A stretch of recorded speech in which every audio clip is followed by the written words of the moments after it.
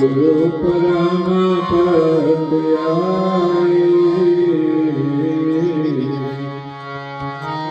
જગતે વેદ કરે તો પરમ પદ વેદ પુરત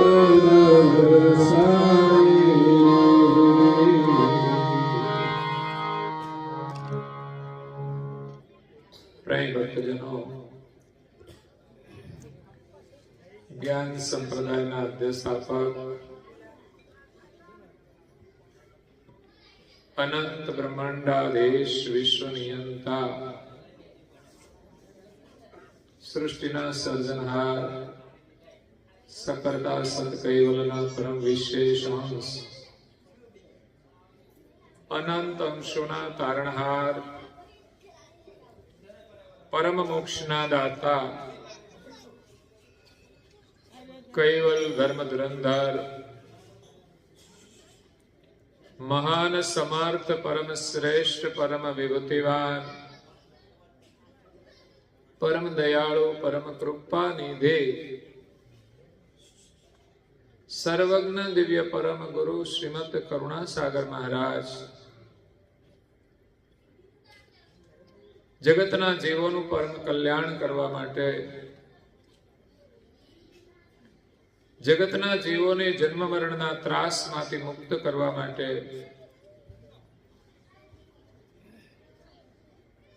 અકળ વિભૂતિનો અતિ દિવ્ય દેહ ધારણ કરી સર્જનહારનો સંદેશ લઈને આ વિશ્વની અંદર અંતરિક્ષમાં રહેલા 14 લોક અને પૃથ્વી પર રહેલા 7 દ્વીપોમાં એ પ્રગટ થયા હતા. જગતના જિજ્ઞાસુ અને મુમુક્ષુ અંશોને યથાર્થ જ્ઞાનનો ઉપદેશ આપતા સ્વરચિત સક્રત ચિંતામણી ગ્રંથના 17મા અંગને વિશે માલિકને મેળવવા માટે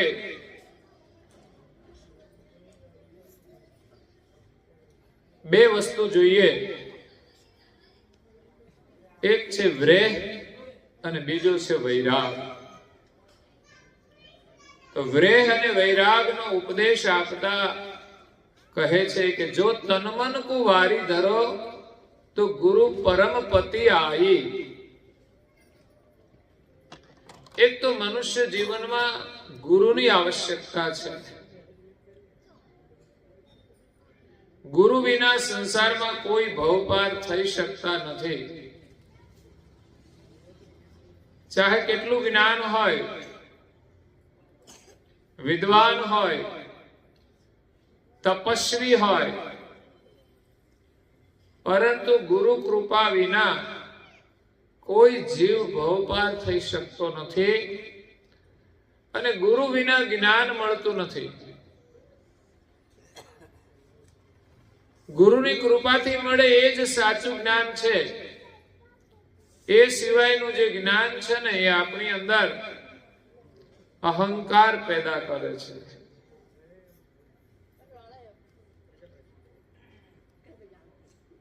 ગુરુ કૃપા વગરનું જે જ્ઞાન છે એ આપણી બુદ્ધિની અંદર ઘમંડ પેદા કરી દે છે. જ્ઞાન રાવણને પણ હતું, પણ અહંકાર એટલો હતો, ઘમંડ એટલો હતો,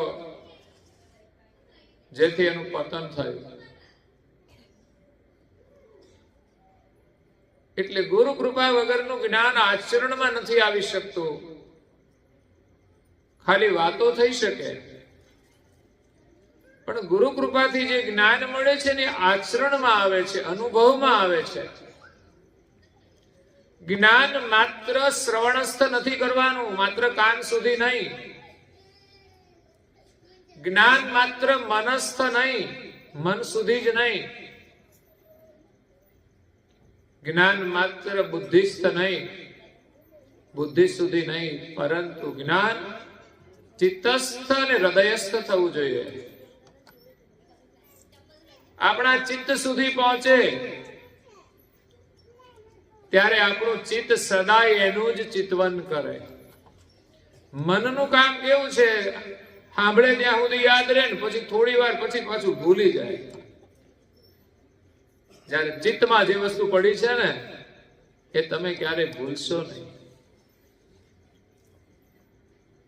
એટલે ગુરુ મહારાજનું જ્ઞાન ચિત્તમાં આપણે સ્થિર કરી અને ચિંતવન કરવાનું છે અને હૃદયસ્થ કરવાનું છે.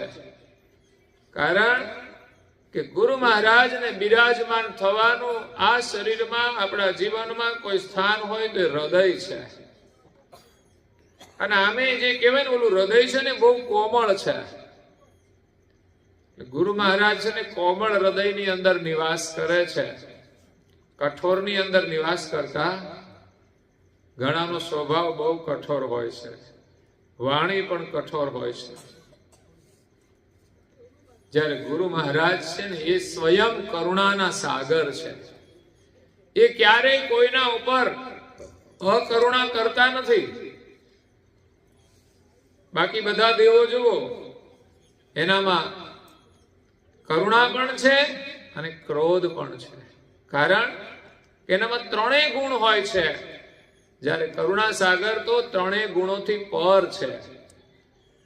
જેમાં માત્ર ને માત્ર કરુણા જ છે, એમાં અકરુણા ન જોવા મળે. એને જ પરમ ગુરુએ કહ્યું કે કરુણા સાગર નામ યથાર્થ છે. એટલે એવા કરુણા સાગર મહારાજ આપણા હૃદયમાં આવીને વસે છે. જો હૃદયની અંદર સ્થાન હોય તો એ નિવાસ કરે છે. અને હૃદયમાં આવી ગયા ને એટલે આપણું બધું જ કામ થઈ ગયું. પછી આપણે કંઈ કરવાનું રહેતું. પણ એને હૃદયમાં બિરાજમાન કરવા માટે આપણે એક વ્રેહ જોઈએ અને બીજો વૈરાગ જોઈએ. વિરહ એટલે એક વિયોગની અંદર જે વેદના હોય ને એને વિરહ કહેવાય છે. અને યા તો પ્રેમ.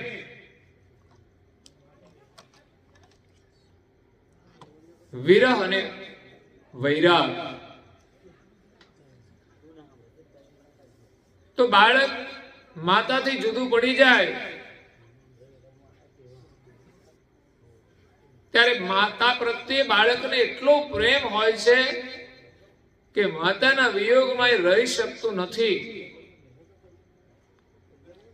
એટલે એના વિયોગમાં એ વિરહની અંદર રડે છે. તો વિરહ એ પ્રેમ સાથે જોડાયેલો હોય છે. જેનો પ્રેમ હોય ને જેની સાથે એના જ વિયોગનું દુઃખ થાય છે. પછી સંસારની કોઈ વસ્તુ હોય, કોઈ વ્યક્તિ હોય કે સંપત્તિ હોય, જે કંઈ પ્રિય હોય એનાથી આપણે જુદા પડીએ ને એટલે આપણને ગમે નહીં. તમે જુઓ છો ને આજના અમારા યુવાનો પડીકીઓ ખાય ને એ પડીકી ના મળે ને તો પછી એને ચેન પડતું. એને પ્રીતિ ક્યાં કરી છે? પડીકીમાં કરી છે. પણ પડીકીને પ્રેમ કરવાથી આપણું કઈ સારું થવાનું? આપણું પતન થવાનું છે. પછી પડીકી હોય તો ભલે અને પડીકીની બેન બીડી હોય તો ભલે,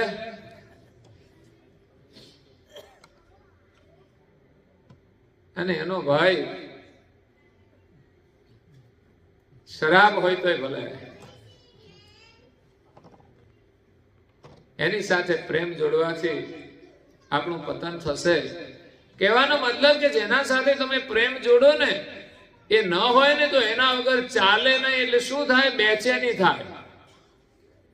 એમ પરમ ગુરુના વિયોગમાં જેને બેચેની થશે ને એના હૃદયમાં આવીને પરમ ગુરુ વસશે.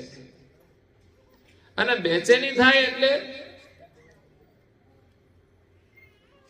એના વગર આપણે રહી ના શકીએ, એને ભૂલી પણ ના શકીએ. આવી જ્યારે પ્રીતિ થાય ને એને વ્રેહ કહેવાય. અને બીજો છે વૈરાગ્ય. વૈરાગ એટલે પરમ ગુરુ સાથે આપણી એવી પ્રીતિ બંધાઈ જાય કે આ સંસારની અંદર કદાચ ગમે તે વસ્તુ આપણને મળે ને તો એમાં આકર્ષિત ના થઈએ. સંસારના સુખનો મોહ છૂટી જાય, એનું નામ વૈરાગ છે. ભલે આપણે સંસારમાં રહીએ ખરા, પણ જેટલું જરૂરી હોય ને એટલો ઉપયોગ કરીએ. જો કે આપણે તો વિસ્તારમાં જરૂરી એટલું જ છે, વધારે છે નહીં. બાકી જેને વધારે મળ્યું છે ને એ કોઈ ભજન નથી કરતા. હા, એ ભગવાનને ભૂલી જાય છે. કેમ? તો કે માયા છે ને એનો મોહ માણસને ભગવાનનું ભજન ભૂલાવી દે. એ નવરા લોકો શું કરે? એ ઘરમાં છે ને ટીવી આગળ બેસે, એમાંથી નવરા પડે ને તો બીબી આગળ બેસે, અને બહાર નીકળે ને ઘરમાં લાડી હોય એના પાછળ બેસે, પછી એને લઈને ગાડીમાં બેસે. આટલું જ કામ કરે. અને હું જો હાજે નવરા બેઠા હોય ને તો ઓટલા તોડતા હોય. અને હવે તો મોબાઈલ આવ્યા, બેસી રહેવાનું એમાં જોઈને.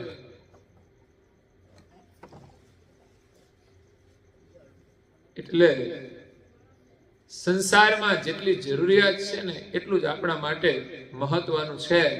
એ સિવાયનું વધારાનું જે કંઈ મળે ને એ આપણા માટે બંધન રૂપ છે, અવરોધ રૂપ છે અને દુઃખ રૂપ પણ છે.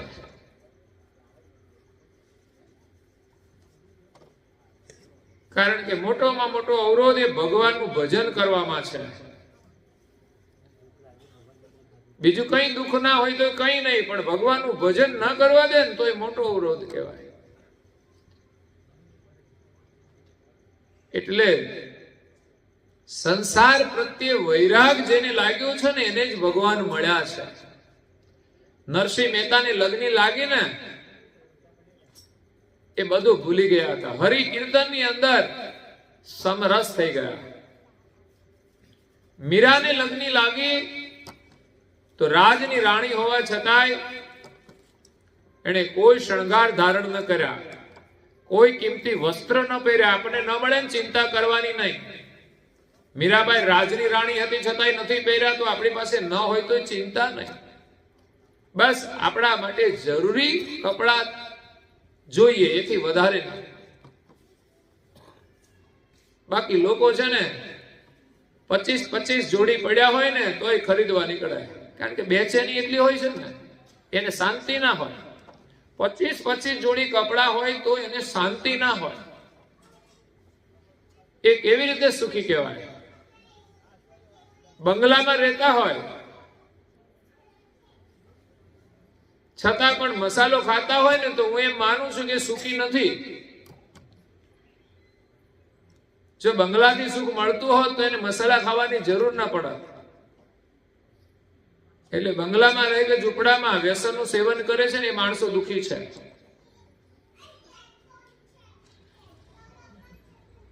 તો સુખી કોણ છે? ભગવાનનું જે ભજન કરે છે એ જ સુખી છે. બાકી વ્યસન ન કરતા હોય ને જો ભજન ન કરતા હોય તો એ વધારે દુખી નથી પણ સુખી નથી. કદાચ વ્યસનનું સેવન ન કરે તો એટલું એ સુખી કહેવાય, પણ ખરેખર તો એ દુખી નથી. એમ સુખ તો ભગવાનના સ્મરણથી જ આવે છે. એક બાળકને સુખ ક્યાંથી મળે? એની માને યાદ કરે ને તો એને સુખ મળે. એ સિવાય બધું જોવે ને તો આનંદમાં રહે પણ સુખ નથી મળતું. જે સુખ માતાની ગોદમાં મળે ને એને કોઈનાથી ના મળે. એમ ભગવાનના સ્મરણથી જે સુખ મળે ને દુનિયાની કોઈ વસ્તુ આપણને આપી ન શકે. ભગવાનના સુખની આગળ તો આ બધી વસ્તુનો આનંદ કંઈ જ નથી.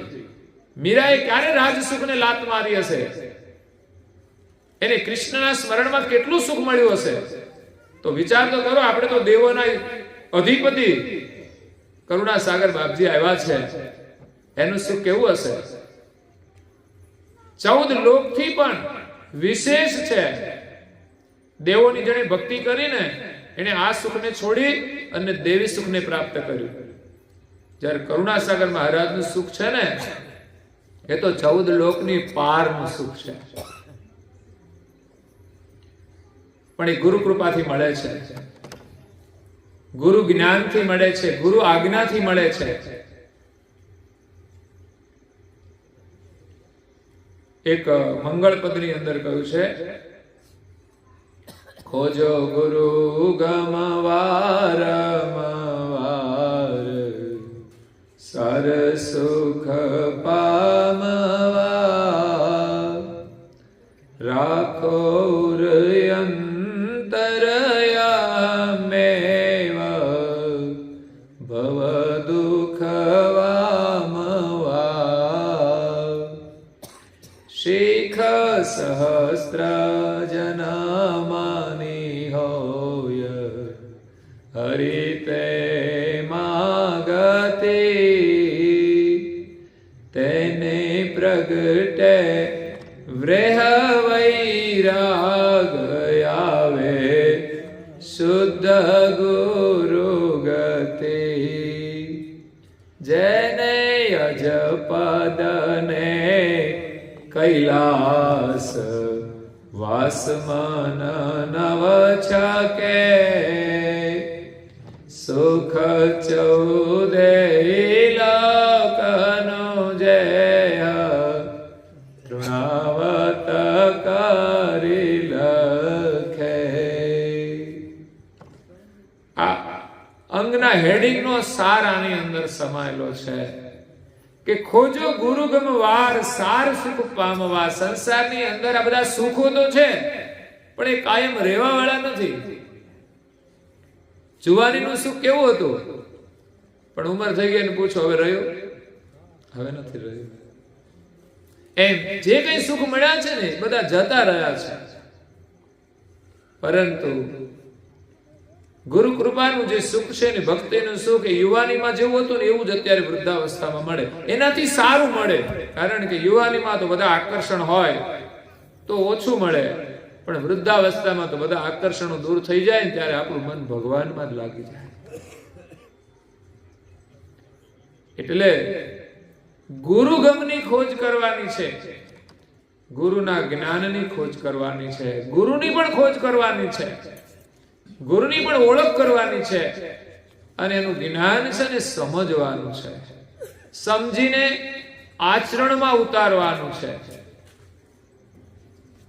આ ગામની ઉપર પરમ ગુરુની કૃપા છે અને બધા જ્ઞાનથી જાગૃત થયા છે, સંસ્કારી બન્યા છે. આ જ્ઞાનની આ ગામની એક પ્રગતિ છે, એક શિક્ષણ ક્ષેત્રે અને બીજી સંસ્કાર ક્ષેત્રે. વર્ષો પહેલા આપણા વડીલોએ જે અહીંયા શાળાની વ્યવસ્થા કરી, જેના કારણે આપણી દીકરીઓ પણ અહીંયા ભણી શકે, બહુ સારો વિચાર. અને જે શિક્ષકોએ કામ કર્યું છે ને આજે પણ કરી રહ્યા છે, એ મંડળમાં એક બહુ જ ઉમદા સમાજ સેવાનું કાર્ય છે. ખરેખર જીવન ધન્ય છે. બાકી તો પૈસા કમાઈને માણસ સુખી તો થઈ જાય, પણ આવું સુખ નથી મળતું. અને આ સુખ તો એને આ જન્મમાં પૂરું થઈ જાય જ્યારે આ જે કમાણી કરી હોય ને સેવાની, એ તો જન્મો જન્મ એની સાથે આવતી હોય છે, એનું એક ગૌરવ હોય છે. એટલે શિક્ષણનો પણ વિકાસ કર્યો છે, અને સાથે સાથે પરમ ગુરુની કૃપાથી આ ગામની અંદર જે યુવાનોની અંદર પણ ભજનના સંસ્કાર છે, બહેનોની અંદર પણ સેવાના સંસ્કાર છે, એ ગૌરવની વાત છે. અને એ જ સાચી પ્રગતિ છે. માણસ બંગલો બાંધી દે તો એ તો માત્ર સ્થૂલ પ્રગતિ છે, અને સ્થૂલ પ્રગતિની અંદર માણસ સુખી જ રહી શકે એવી કોઈ ગેરંટી નથી હોતી.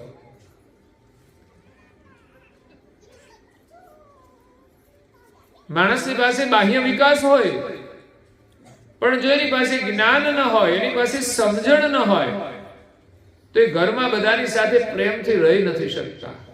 અને બંગલામાં પણ એ ઝઘડતા હોય છે, કલેશ હોય છે, લડતા હોય છે. કોઈને સ્વભાવ મેચ ન થાય તો લડે, કોઈ મારી તારી સંપત્તિના કારણે લડે, કોઈ કઈ પ્રકારના પ્રલોભનમાં આવીને લડે. એટલે સુખની પરિભાષા એ માત્ર ભૌતિક સુવિધા નથી. હા, ભૌતિક સુવિધા એટલી છે કે માણસને જેટલી જરૂરિયાત હોય એટલું મળે ને તો બરાબર છે, એનાથી ઓછું હોય તો એ દુઃખી છે. એટલે એને આપણે સુખી માનીએ કે એને કોઈ અગવડ ન પડે. કારણ કે આજે વર્તમાન સમયની જરૂરિયાત માણસના ઘરમાં બધી વ્યવસ્થા હોવી જોઈએ. જેમ કે જરૂરી બાથરૂમ, જાજરૂ. આજે સરકારે પ્રયાસ કર્યો છતાં પણ બધાની પરિસ્થિતિ ના હોય તો એની વ્યવસ્થા ઓછી હોય છે, તો એ હોવી જરૂરી છે. તો એક પ્રકારની વ્યવસ્થાનું સુખ છે. પણ એથી વધારે કદાચ કોઈ માણસ એનાથી એક રસોડા જેવડું મોટું બનાવે ને, બાથરૂમ ને લેટ્રિન, તો એનાથી કઈ વિશેષ સુખ નથી મળતું, તો એ કબજિયાત રહેતો હોય છે. એ તકલીફ કઈ દૂર ના થઈ જાય. એટલે વ્યવસ્થા તો વ્યવસ્થા છે, ખાલી કે આપણે વ્યવસ્થા જોઈએ, બાથરૂમની જોઈએ, જાજરૂની જોઈએ, મકાનની પણ જોઈએ, રસોડું પણ જોઈએ. કોઈ આવે તો એના માટેની વ્યવસ્થા જોઈએ, ઓઢવા પહેરવાનું જોઈએ. ઓછું હોય તો ચલાવી લઈએ છીએ. સંન્યાસીઓ વસ્ત્ર વિના પણ ચલાવી શકે છે. એ આપણને એ જ સંદેશ આપે છે કે આ બધા વગર ચાલે. આપણે સંયમથી જીવતા શીખીએ ને તો ઓછામાં પણ આપણે જીવી શકીએ છીએ. પણ ક્યારે જીવી શકીએ? જ્યારે આપણી પાસે સમજણ હોય, થોડું જ્ઞાન હોય, ભક્તિના સંસ્કાર હોય ને તો આપણે આનંદથી જીવી શકીએ છીએ. નહીતર તો માણસ છે ને બધું હોય તોય દુઃખી જ છે. કેમ તો મારા કરતા બીજાનું વધારે છે ને, એનું દુઃખ છે. એટલે સમજણથી માણસને સુખ મળે છે, અને એ આવે છે ગુરુના જ્ઞાનથી, ગુરુની કૃપાથી. તો એ જ્ઞાન આપણે મેળવવાનું છે. ખોજો ગુરુગમ વારંવાર સાર સુખ પામવા. આ સંસારની અંદર જે સાર સુખ છે, સંસાર તો અસાર કહેવાય છે.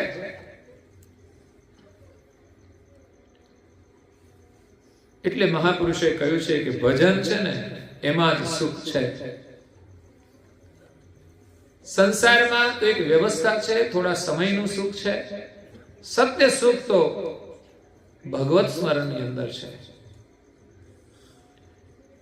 એક ભજન તુલસીદાસ મહારાજે કહ્યું છે,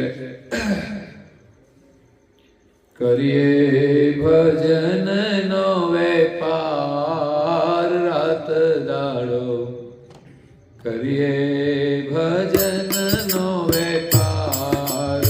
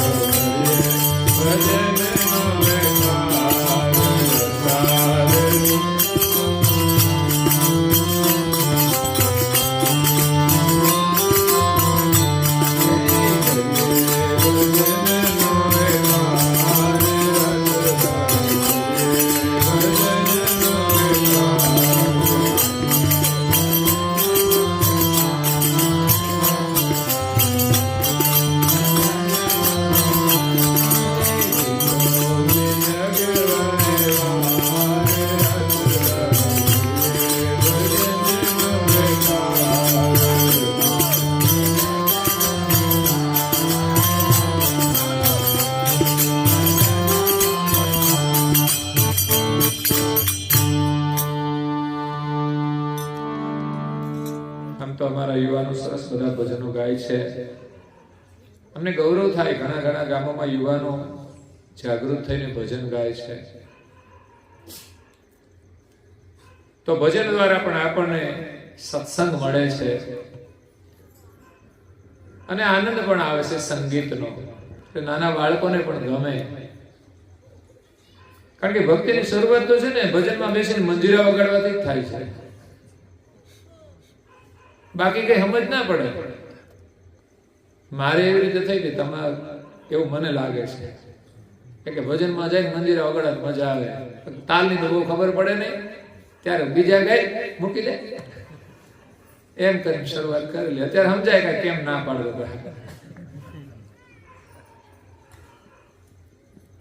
તો સંસાર અસાર છે, સમય એ સોનું જાણીને ભક્તિનું બાથું ભરી. આ સમય છે ને સુવર્ણનો છે. કળિયુગ હોય કે સતયુગ હોય, માનવ જીવનનો સમય છે ને સુવર્ણનો છે. જો ભગવાનનું નામ લઈએ ને તો અત્યારે પણ સતયુગ છે. એટલે ઘણા કળિયુગમાં જીવે, ઘણા સતયુગમાં જીવે. ભજનમાં બેહો ત્યારે સતયુગ આવે અને પડીક્યો ખાવ ને ત્યારે કળિયુગ આવે. અને હવે તો કળિયુગ વિકરાળ બન્યો છે ને, એટલે હવે પોટલીઓ પીવા માંડ્યા છે લોકો. પણ પરંગુની કૃપા છે ને બચી જશે એનાથી. કળિયુગ એને કશું નહીં કરી શકે, કારણ કે ગુરુ મહારાજ પ્રગટ થયા છે કળિયુગમાં. મહાવિકટ કળી કાળમાં પ્રગટે દીન દયા. પરમ ગુના સાનિધ્યમાં આવી જાય ને ગુરુની ગમ જો મળી જાય ને, જ્ઞાન મળી જાય ને, તો આ બધું છૂટી જાય, ઘણું દૂર રહે. હોય ને તોય છૂટી જાય. આમાં તો કેવું છે, પરમ ગુરુ ના મળ્યા હોય ત્યારે વળી ગયું હોય, અને એનું શરણ મળ્યા પછી પણ એ છૂટી જાય છે. રાખો ઉર અંતર અહમેવ ભવ દુઃખ વામવા. આપણે તો ભવ દુઃખને દૂર કરવાનું છે, માત્ર આ વ્યવસ્થાના દુઃખને જ નહીં. માણસ તો માત્ર વ્યવસ્થાના સુખની પાછળ દોડે છે. પણ એ તો કેટલું, મેં કહ્યું ને કે માણસને અગવડતા હોય, સગવડ ન હોય એટલું સુખ માટે દોડે તો બરાબર છે. અહીંના લોકો તો મહેનત કરે છે, એને જરૂરિયાત પૂરતી કરે છે. પણ ઘણાની પાસે તો હોય છે ને, તો પણ દોડ્યા જ કરે છે. એને તો ભગવાનનું ભજન કરવું જોઈએ ને, ભગવાનને યાદ કરવા જોઈએ. ભગવાને મને ઘણું આપ્યું છે, તો હવે હું થોડો સમય કાઢી એનું ભજન કરું. એટલે આપણે માત્ર સામાન્ય દુઃખોને જ દૂર નથી કરવાના, ભવના દુઃખને દૂર કરવાનું છે. અને ભવનું દુઃખ બે રીતે છે. એક તો આપણું જન્મ મરણનું દુઃખ, અને બીજું ભવનું દુઃખ આ સંસારમાં કેટલા લોકો દુઃખી છે અને આપણે સુખની પાછળ દોડીએ છીએ. તો આપણાથી દુઃખી છે એના સામું જોઈએ ને, એને આપણે મદદ કરીએ તો એને પણ આપણે દૂર કરવાનું છે. કારણ કે સંસારના દુઃખી જીવોના જ્યારે દુઃખને દૂર કરીશું ને, ત્યારે જ આપણું દુઃખ દૂર થશે. કોઈએ સેવા કરીને દૂર કર્યું છે અને કોઈએ ભજન કરીને પણ દૂર કર્યું છે. જે ભજનની મસ્તીમાં લાગી ગયા ને, એના શરણમાં જે કોઈ આવ્યા ને, એના ભવના દુઃખ ટળી ગયા. એટલે અંતરની અંદર અહમેવ રાખવાનું છે. ભક્તિ કરવા માટે એક નિયમ લઈ લો કે આ વારે મારે ભજન કરવું છે તો કરવાનું જ. અગર તો મારા ફળિયામાં કે મારા ગામની અંદર ભજન છે તો મારે જવાનું. આ લાભ પછી મળવાનો છે. મસાલાની દુકાને કોઈ બોલાવે છે તમને, સામે આલીને જાઓ છો અને દાન પેટીને પૈસા નાખીને આવતા રહ્યો છો, અને બદલામાં લાવો છો શું? કચરો ખાવાનો. તો કેટલું નુકસાન કરી રહ્યા છે. સમય બરબાદ, સંપત્તિ બરબાદ, શરીર બરબાદ, જીવન પણ બરબાદ થઈ જાય છે. તો એ જ સમય આપણો સારા કાર્યમાં વપરાય અને સંપત્તિ સારા કાર્યમાં વપરાય અને ભગવાનનું સ્મરણ કરીએ તો જીવનમાં કેટલો લાભ મળી જાય. પણ ગૌરવપૂર્વક કરવાનું છે. રાખો ઉર અંતર અહમેવ ભવ દુઃખ વામવા. શીખ સહસ્ત્ર જન્મની હોય હરિ તેમાં ગતિ. અને આ ભગવાનનું શરણ ક્યારે મળે? કે હજારો જન્મની પ્રીતિ હોય ત્યારે એની અંદર એક વિરહ પ્રગટ થાય છે, ભગવાનને મળવાનો, એને પામવાનો. ભગવાનમાં પ્રીતિ થવી એ પણ કઈ સહેલું કામ નથી. દુનિયાની વાતો થાય, કૈવલનું સ્મરણ ના થાય, થોડી વાર કરીએ ને થાકી જઈએ. એટલે આપણે ત્યાં સમય પ્રમાણે રાખવામાં આવે છે ભજન સ્મરણ, કે સ્મરણ કરવાનો અભ્યાસ થઈ જાય. અઠવાડિયામાં એકવાર રાખ્યું હોય ને તો એની ઉર્જા અઠવાડિયા સુધી રહે. અમુક ક્રિયાઓ એવી છે કે અઠવાડિયામાં એકવાર કરીએ ને તો એની અસર રહે, અને ઘણી ક્રિયાઓ એવી છે કે આપણે રોજ કરવાની હોય છે. સવારે ને સાંજે પ્રાર્થના ઉપાસના એ રોજ કરવાની હોય છે. સવારે કરેલી પ્રાર્થના ઉપાસના આખો દિવસ ઉર્જા આપે, અને સાંજે કરેલી પ્રાર્થના તમને સારી ઊંઘ આપે. કારણ કે અત્યારે એ તકલીફ વાળું છે ને, તો ઊંઘમાંય ઘણા શાંતિ ના મળે. એટલે રોજ પણ આપણે કરવાનું હોય છે. જેમ સવારે સ્નાન કરીએ છીએ અને સ્વચ્છ થઈએ છીએ, તો ફરી ગરમી હોય તો સાંજે પણ સ્નાન કરીએ. નહીં તો શિયાળામાં કમસે કમ એક વાર તો 24 કલાકમાં સ્નાન કરીએ કે ના કરીએ? પહેલા નહોતા કરતા હો લોકો. 2-3 દિવસે નાતા હતા એમ કે છે. કારણ કે મેલા થઈ જવાનું પાછું, એટલે કે નાવાની બહુ જરૂર નહીં. કારણ કે વ્યવસ્થાના અભાવે પણ ના નાતા હોય એવું બની શકે. પણ એ સમય એવો હતો. અત્યારનો સમય છે એ પ્રમાણે બધા સ્નાન કરે છે. એમ જ આપણા જીવનમાં આપણે ભગવત સ્મરણ કરવું જોઈએ અને આપણા મનને શુદ્ધ કરવું જોઈએ. 12 કલાકની અંદર, 24 કલાકની અંદર આપણું મનની અંદર કેટલી પ્રકારના વિચારો ફરતા હોય, એનાથી આપણું મન ચોક્કસ મલિન થાય છે દુનિયાની વાતોમાં. તો ભગવત સ્મરણ 1 કલાક કરીએ ને, જેમ 15-20 મિનિટ સ્નાન કરીએ શરીર શુદ્ધ થઈ જાય, એમ થોડી વાર માટે તો આપણું મન એવું સ્વચ્છ બની જાય છે કે ભગવાનની અંદર લાગી જાય છે. એટલે આપણે ભગવત સ્મરણ કરવું જોઈએ. અને ત્યારે હજારો જન્મની પ્રીતિ ભેગી થશે ને, ત્યારે એ છેલ્લો જન્મ હશે આપણો, કે આપણે ભગવાનની પ્રાપ્તિ થઈ જશે. ભલે કદાચ આપણે આ જન્મની આપણી શરૂઆત હોય ને તોય આપણે ભાગશાળી છીએ કે ગુરુ મહારાજના શરણમાં આવી ગયા છે, એની કૃપા મળી છે અને આવો લાભ લઈ રહ્યા છે. ભજનની અંદર પ્રીતિ થવી ને એ જ એના આશીર્વાદ છે. ભજન સાંભળવાની જિજ્ઞાસા, ફોન તો બધાની પાસે છે, પણ એની અંદર ભજન સાંભળવાની જિજ્ઞાસા.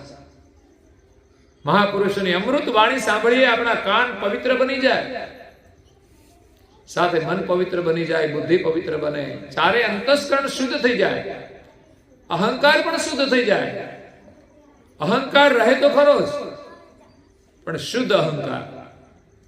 સંસારની અંદર ખેંચી જનારો અહંકાર એ મલિન છે. એમાં આપણે અહમ કરીએ કે મેં કર્યું, પણ છે ને ટાયર માંથી હવા નીકળી જાય ને પછી કઈ થાય નહીં, ગાડી હાલે નહીં. એમ આપણામાંથી હવા ગઈ ને તો આપણું કરેલું બધું નષ્ટ થઈ જવાનું, કશું નહીં રહેવાનું. અને આપણું અહંકારથી કરેલું છે ને કશું કામ જ નથી લાગવાનું. અને જીવનમાં જે અહંકાર વગરના કાર્યો થાય છે ને, એનાથી જીવનનું કલ્યાણ થાય છે. જે મહાપુરુષોની અંદર અહંકાર નહોતો ને, એના આશીર્વાદથી જ કલ્યાણ થાય છે. અને જેણે જેણે અહંકારના કાર્યો કર્યા ને સંસારમાં, મેં કર્યું, એ બધા સમાપ્ત થઈ ગયા. રાજા રજવાડાઈ ગયા ને બધું કેટલું ફરી ગયું. એટલે એ કરવાથી કઈ મહત્વનું નથી. એ વર્તમાન સમયની જરૂરિયાત છે, પણ અહંકાર આ મારું રાજ હતું, લડ્યા, શું મળ્યું? હા, આપણા દેશની સંસ્કૃતિનું રક્ષણ કરવા માટે લોકો લડ્યા છે. એ ગૌરવની વાત છે કે અત્યારે આપણે એ સંસ્કૃતિમાં જીવી રહ્યા છીએ. નહીં તો અત્યારે અહીંયા આપણું રાજ ના હોય, કદાચ આતંકવાદીઓ શાસન કરતા હોય. એટલે સંસ્કૃતિ માટે અવશ્ય લડવું જોઈએ, અને અધિકાર માટે પણ લડવું જોઈએ. જેમ મહાભારતનું જે યુદ્ધ થયું ને, આમ તો ભાઈઓનો ઝઘડો હતો, પણ ખાસ કરીને યુદ્ધનો સંદેશ ધર્મ અને અધર્મનો હતો. સંપત્તિ તો જતી કરતો, ચાલો, નથી જોઈતું, પણ ધર્મ અને અધર્મનો પ્રશ્ન હતો કે એ અધર્મથી એનું ધન બધું કઢાવી લેશે. એટલે શ્રી કૃષ્ણએ કહ્યું કે એની સામે આપણે યુદ્ધ કરવાનું છે, અધર્મની સામે લડવાનું છે અને ધર્મનો વિજય થાય, એમ સંસારને સંદેશ આપવા માટે. આ મહાભારતનું યુદ્ધ તમે જુઓ તો બધી જગ્યાએ ચાલતું હોય, રાજકારણમાં ચાલતું હોય, સંસારમાં ચાલતા હોય નાના નાના યુદ્ધો, પણ સાચું યુદ્ધ છે ધર્મ અને અધર્મનું. આપણા દેશના મહારાજાઓ લડ્યા, અંગ્રેજો સામે લડ્યા, મોગલો સામે લડ્યા, અને અત્યારે પણ આપણો દેશ આતંકવાદીઓ સામે લડી રહ્યો છે. એ ન લડે તો થાય શું? આપણે એમ કહેવાય કે આપણે તો ધર્મ પાળીએ એટલે કશું લડવાનું નહીં, કોઈને મારવાનું નહીં, તો મરી જવાનું, પછી જીવવાનું જ નહીં ને. એવા આતંકવાદીઓનું સફાઈઓ કરવા માટે જ આ મહાભારતનું યુદ્ધ છે. એટલે આપણા દેશના પ્રધાનમંત્રી 56ની છાતી રાખીને બોલે છે અને કામ કરે છે, અને એના જીવનનો એક ઇતિહાસ બનવાનો છે અને રેકોર્ડ પણ બનવાનો છે. એની જે વિજય યાત્રા છે ને નિરંતર ચાલી જાય છે. જ્યારથી ગુજરાતના મુખ્યમંત્રી હતા ત્યારથી સત્તા પર છે અને ધર્મની સાથે રાજનીતિ કરી રહ્યા છે. કે ભગવાનની કૃપા છે એટલે ટકી ગયા છે, નહીં તો છે ને 5 વર્ષમાં રાજ બદલાઈ જાય.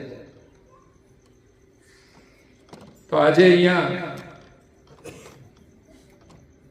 અહંકાર છે ને એ મલિન સંસારનો છે, અને એનામાં દેશનો અહંકાર છે. બસ મારા દેશ માટે મારે કંઈક કરવું છે, મારે જીવવું છે, બાકી એને કઈ બીજું મહત્વ નથી.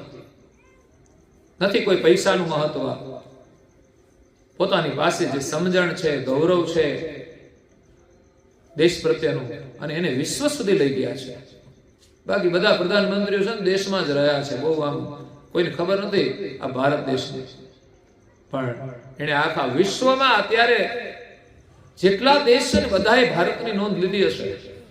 અને મોટા મોટા દેશના જે પ્રધાનમંત્રીઓ છે ને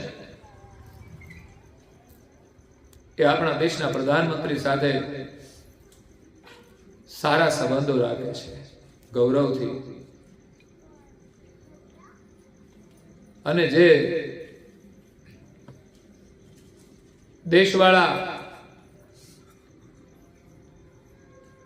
આપણા દેશ સાથે ગદારી કરતા હતા એને પણ એમણે ચૂકાવી દીધા છે. તો ધર્મનું આપણામાં ગૌરવ હોવું જોઈએ. અહીંયા પરમ ગુરુ એમ કહે છે કે આપણે આ ભવના દુઃખોને દૂર કરવાના છે, એટલે આપણું દુઃખે દૂર થાય અને આપણું જીવન એવું પરમાર્થી બનશે કે અન્યના લોકોને પણ દુઃખોને પણ આપણે દૂર કરીશું. અને એ પરમાર્થી લાગણી જ આપણને ભવ દુઃખમાંથી તારી શકે છે. જો બીજાના દુઃખનું દર્દ ન હોય કે બીજાના પ્રત્યે દયા ન હોય તો એ વ્યક્તિ ક્યારેય ધર્મ પાળી શકતો જ નથી. દયા એ જ ધર્મ કા મૂલ હૈ, પાપ મૂલ અભિમાન, તુલસી દયા ન છોડીએ જબ લગ ઘટ में प्राण. જે કોઈ દુઃખી હોય ને મદદ કરવી એ આપણો ધર્મ છે. તો હજારો જન્મની એવી પ્રીતિ થાય ને ત્યારે આપણામાં પરમાત્માને પામવાનું જ્યારે વિરહ પ્રગટ થાય ને ત્યારે કોઈ આવરણ નડી શકતું નથી. અને જે કોઈ આવે ને એને આપણે લાત મારી દઈએ. મીરાએ લાત મારી રાજસુખને. એમ અનેક મહાપુરુષોએ સંસારના સુખનો ત્યાગ કર્યો છે. તેને પ્રગટે વિરહ વૈરાગ, આવે શુદ્ધ ગુરુ ગતિને. ગુરુની શુદ્ધ ગતિ પ્રાપ્ત થાય છે. એ ગતિ એને મળે પછી એને માયાનો કોઈ મોહ રહેતો નથી. જેને અજપદ ને કૈલાસ, ગુરુની ગતિ કેવી છે કે બ્રહ્માનું જે બ્રહ્મપદ છે, બ્રહ્મલોક છે, અને કૈલાસ શિવજીનું, મહાદેવનું કૈલાસ, એની પણ કોઈ ચાહના નથી રહેતી. એવો આ વૈરાગ છે જેને અજપદ ને કૈલાસ વાસ મન નવ છકે, જેના સુખથી પણ એ ચકિત નથી થતા, મોહિત નથી થતા, તેને પ્રગટે રે વૈરાગ આવે શુદ્ધ ગુરુ ગતિ, જેને અજપદ ને કૈલાસ વાસ મન નવ છકે, એનું મન વિચલિત નથી થતું. એવું પરમ સુખ એ પરમ ગુરુ પ્રદાન કરે છે. સર્વોપરી સુખ છે. દેવલોકનું સુખ એ સમયકાળે છોડવું પડે છે, જ્યારે પરમ પદનું સુખ તો અખંડ છે. આજે મૃત્યુલોકની અંદર પણ આપણને શાંતિ પ્રદાન કરે છે, સંતોષ પ્રદાન કરે છે. કારણ કે પરમ ગુરુ શરણ મળે ને આપણે એનું સ્મરણ કરીએ ને તો આપણને આનંદ મળે છે, સુખ મળે છે. ત્યારે આપણને સંતોષ થાય. સંસારનું સુખ ઓછું મળે ને તોય દુઃખ ન થાય, કારણ કે વધારે મળશે તો કઈ વધારે સુખ મળવાનું નથી. હા, સગવડ જોઈએ તેટલું સુખ ખરું, પણ એથી વધારે મળવાથી કદાચ દુઃખ પણ આવી શકે છે. ઘરમાં તમે વસ્તુ લાવ્યા જ કરો તો જરૂરિયાત હોય ત્યાં સુધી તમને સુખ આપે, પણ વધારાનું આવે ને પછી તમારી ઘરમાં જગ્યા ના રહે ને તો નડ્યા કરે, એટલે તમને અગવડ પડે, દુઃખ આપે છે. એટલે જેટલું જરૂરી છે એટલું આપણને સુખ આપે છે. પરંતુ જ્યારે ભગવાનનું સુખ મળે ને ત્યારે જરૂરિયાત પૂરતું ન હોય ને તોય દુઃખ નથી રહેતું. આ છે સાચું સુખ. એટલે પરમ ગુરુ આપણને અહીંયા વિરહ અને વૈરાગનો ઉપદેશ આપે છે. આખું અંગ વિરહ અને વૈરાગથી ભરેલું છે. જો તન મન કો વારી ધરો તો ગુરુ પરમ પતિ આઈ. પણ એ સુખ મેળવવા માટે આપણે ગુરુના શરણમાં જવું પડે છે. જો કે આપણે ભાગ્યશાળી છીએ, પરમ ગુરુના શરણમાં આવ્યા છીએ, એમની દીક્ષા ગ્રહણ કરી છે, પણ હવે આપણે એવા ગુરુ મહારાજના શરણમાં આપણું તન અને મન, ધનની વાત કઈ કઈ જગ્યાએ કરી છે, એટલા માટે તન બન તો બે હોય જ છે. કદાચ ધન કેમ બધી જગ્યાએ નથી લખ્યું? ધન મહત્વનું છે, એના વગર પણ ચાલતું નથી, પરંતુ કદાચ કોઈની પાસે ન હોય તો, એટલે એને કોઈ જગ્યાએ વર્ણનમાં લીધું નથી. પણ તન અને મન બંને તો હોય જ. એવું નહીં કે તન આપો ને મન ના આપો. આમ તો મન આપી દે ને તો પછી કઈ રહેતું નથી આપવાનું. પણ તન અને મન બંને જોડાયેલા છે. તનથી સેવન, મનથી સ્મરણ.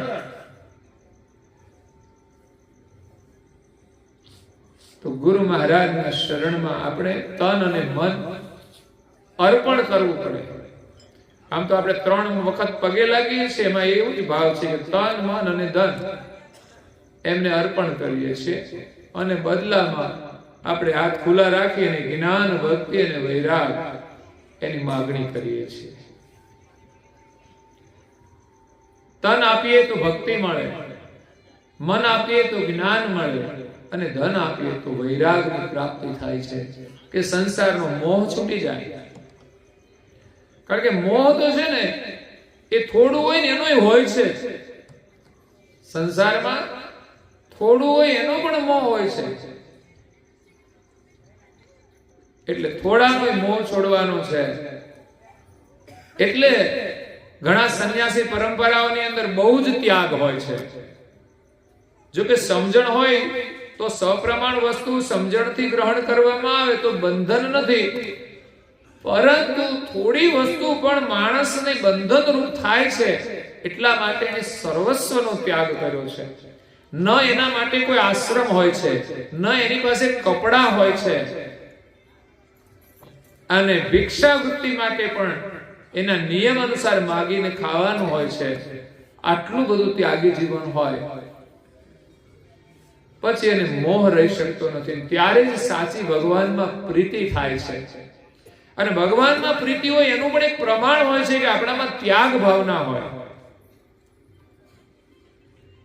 કે આપણી પાસે જે છે ને એમાંથી જ્યારે જરૂર પડે જ્યાં ત્યાં આપણે સેવામાં અર્પણ કરીએ. એ પણ એક ત્યાગ ભાવના છે, એક વૈરાગ ભાવના છે.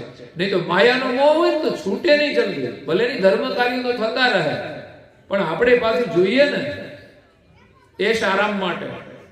અને કદાચ વધારે ન હોય તોય માણસને એમ આપવાની ઈચ્છા થાય કે ભલે ધર્મ કાર્ય છે તો થોડામાંથી થોડું પણ લોકો આપતા હોય છે.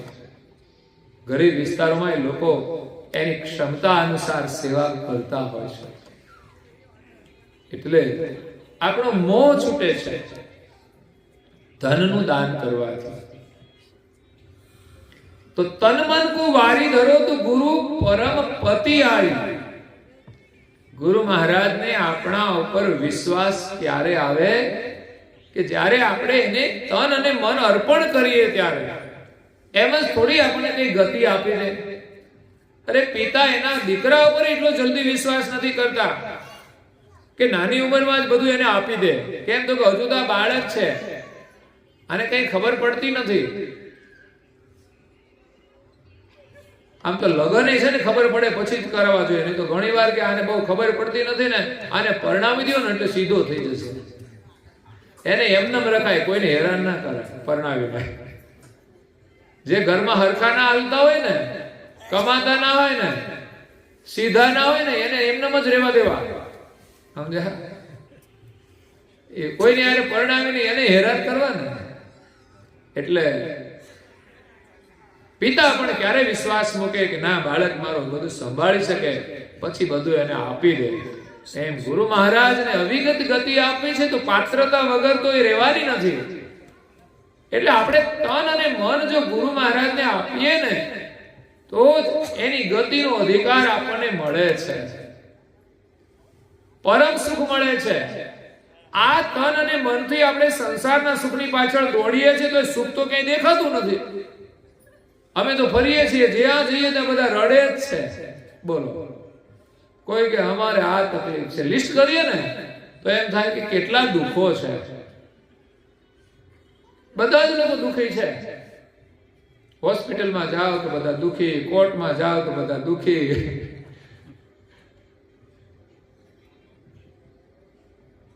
ઘરમાં સમસ્યાઓ તો છે, પણ કોઈ સગવડ ન હોય ને એ સમસ્યા નથી. પણ વ્યવસ્થા હોવા છતાંય સમસ્યા હોય ને એને સમસ્યા કહેવાય. છતાંય લોકો લડતા હોય ને એને સમસ્યા કહેવાય. ઘરમાં બે પતિ પત્ની હોય ને બે બોલતા ના હોય તો શું કહેવાય?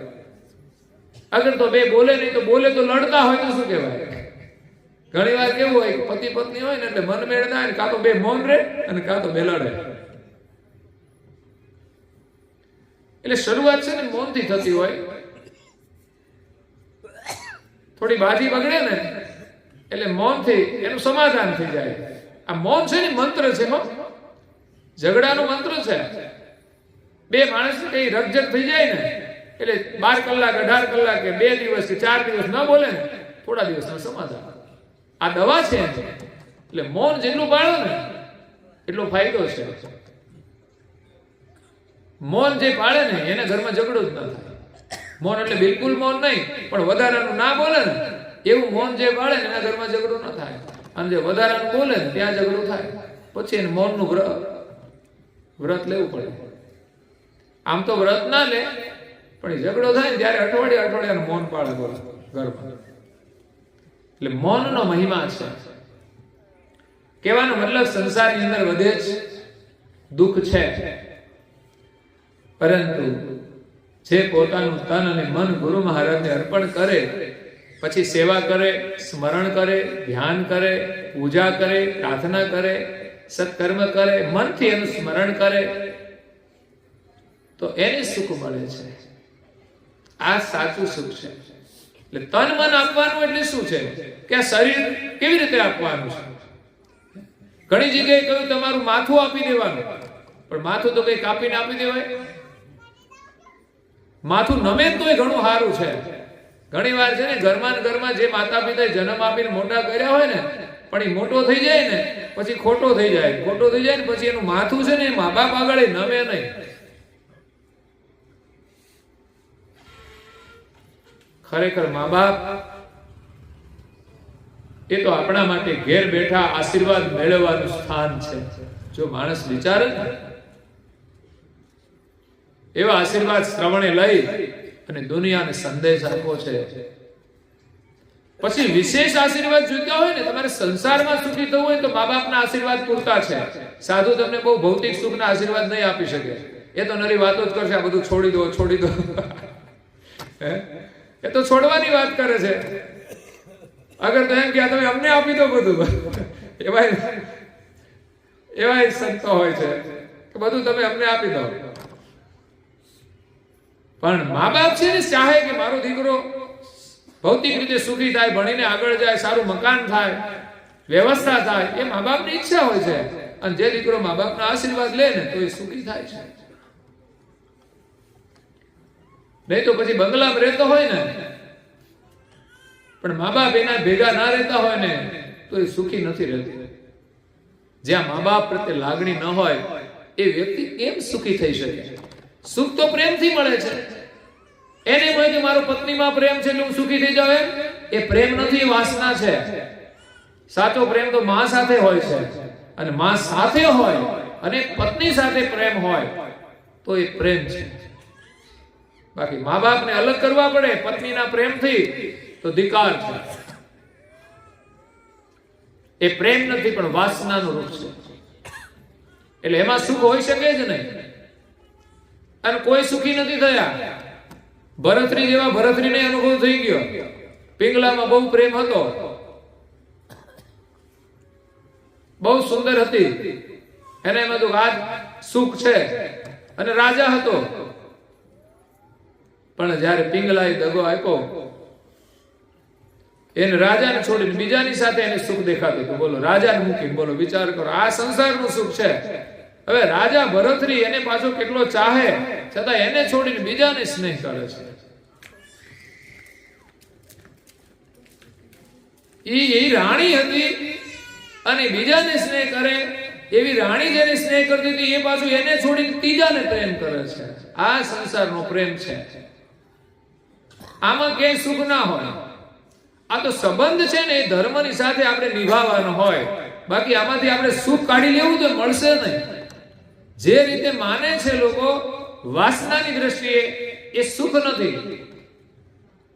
સુખ તો દુઃખની અંદર જો મદદ કરે ને તો એ સુખ કહેવાય. એકબીજાના જીવન સાથી બની અને ભગવાનનું ભજન કરે ને તો બંને સુખી થાય અને એના બાળકોય સુખી થાય. બાકી ઘરમાં જો સંસ્કાર ના હોય અને એના ઘરે જે બાળકો હોય ને એને સંસ્કાર ના મળે તો સુખી કેવી રીતે થવાના? મેં એક વક્તાના નિવેદનમાં સાંભળ્યું કે એમની કથાની અંદર ઘણા બધા ભક્તો આવે કે એમની જે સમસ્યા હોય ને એ એમને સંભળાવે. તો ઘણી બધી સમસ્યાઓ એવી હોય છે કે જાહેરમાં કહેતા સંકોચ થાય. બોલો કે ભાઈ આપણે આપણું દુઃખ આ જાહેરમાં કેમ કેવું? એવી રજૂઆત લોકો સંત આગળ જાહેરમાં કરી દેતા હોય છે કે ભાઈ છે તો છે, છુપાવવાથી શું લાભ મળવાનો છે? પણ એક રસ્તો મળે તો સારું. એમાં એક છોકરો ઉભો થયો, એના માતા પિતાને સાથે લઈને આવેલો, અને એક છોકરાએ ઉભા થઈને માઇક લઈને કહ્યું કે ગુરુદેવ, મારે તમારી સાથે આવી જવું છે, મારે ઘરમાં નથી રહેવું. પણ કે છે તારી ભણવાની ઉંમર છે, તું ભણ, મોટો થઈને આવજે, પણ અત્યારે તું ઘરે ભણ. તો કે મને ભણવામાં રસ નથી. કે ભણીશ નહીં તો પછી કઈ નહીં થાય. ભણવું તો પડશે, પણ મારે ઘરમાં ભણવું કેવી રીતે? કેમ, શું તકલીફ છે?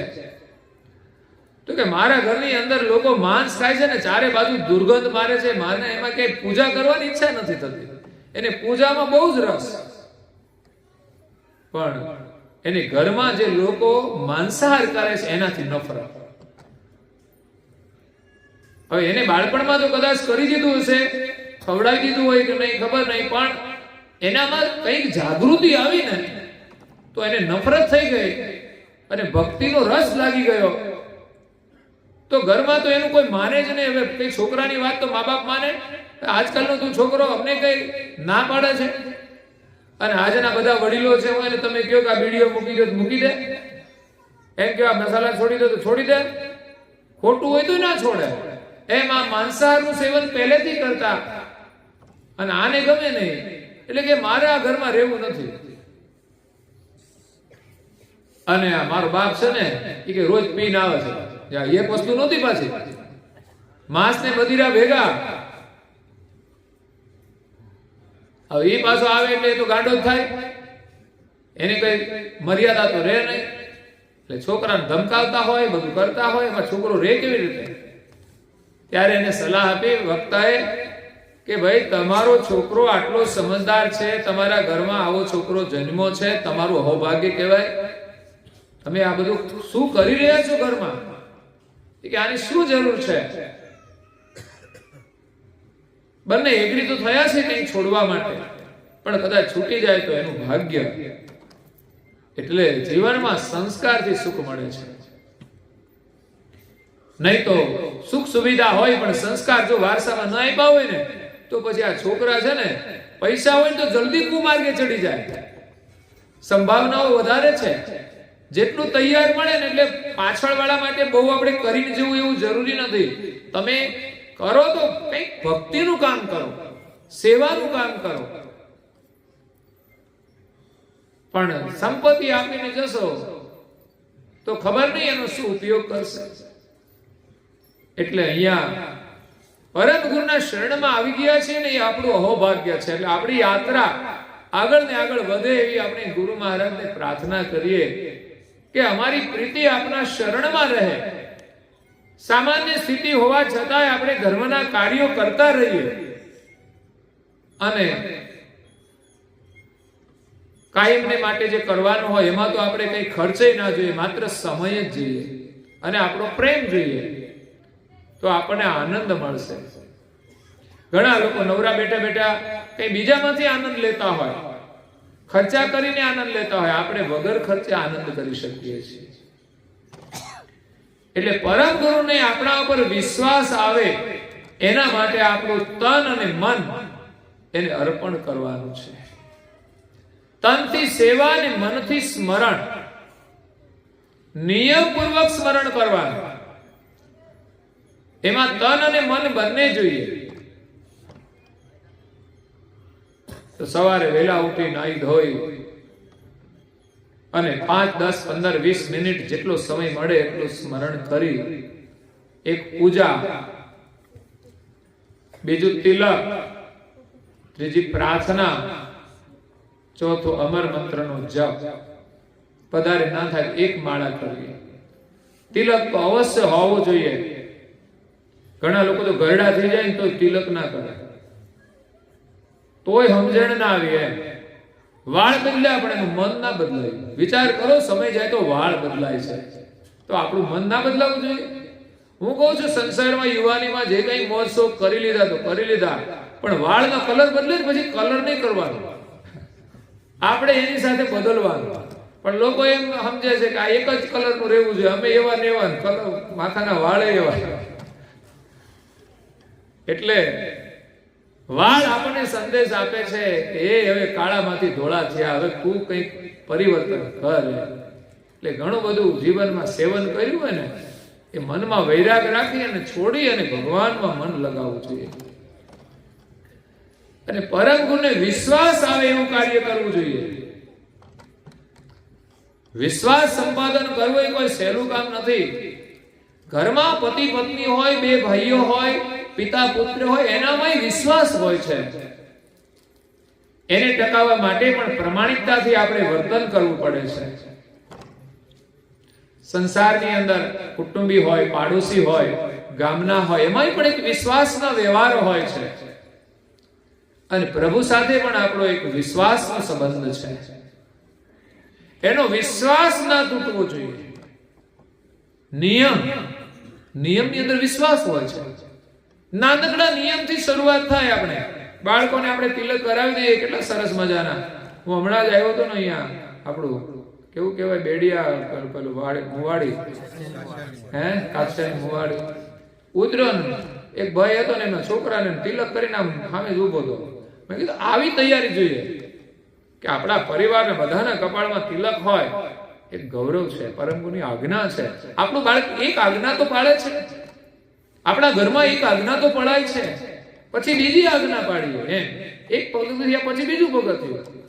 જેટલું થઈ શકે એવું તો કરીએ ને. આપણે ભજન ધૂન ચાલતા હોય તો ત્યાં જઈને બેસીએ, ગાતા ના આવડે તો સાંભળીએ તો ખરા, મોજ તો લઈએ.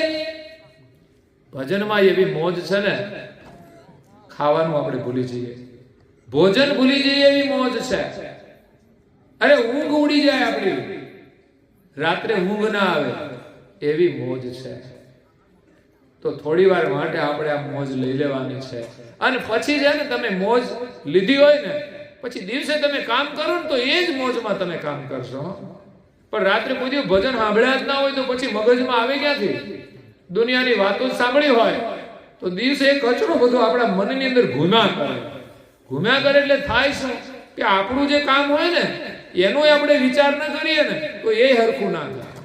આપણા મનની અંદર વધારાનો કચરો હોય ને એટલે સમજવાનું એ ઉડ્યા કરે. એ તો સીધું છે ને, બજારમાં આવેલો કચરો પવન આવે એટલે ઉડ્યા કરે. તો આપણા મગજમાં કામ વગરની વાતોનો કચરો અંદર ફર્યા કરે ને એટલે આપણે જે કામ કરવાનું છે એનું શુદ્ધ ચિંતન આપણે નથી કરી શકતા, આપણા કલ્યાણનો વિચાર નથી કરી શકતા.